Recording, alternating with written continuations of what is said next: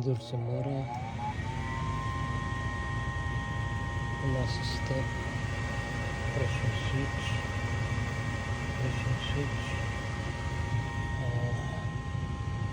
Nice one. The indicator should be on now. Indicator. See, indicator. So then the pressure switch close. Then the gas valves coming out. Gas valves coming out. Gas valves coming out. Gas valves.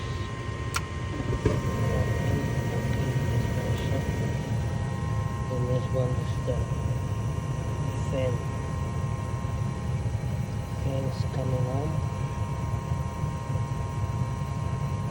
Just gotta change the filter. Gotta change the filter and then should be ready to go. Should be ready to go.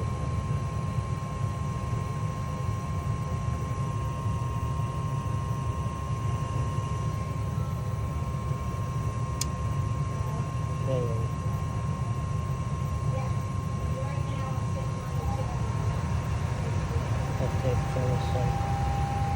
Right there, furnace on. Furnace on. The wheel is working normal. But you gotta change the filter. Like this.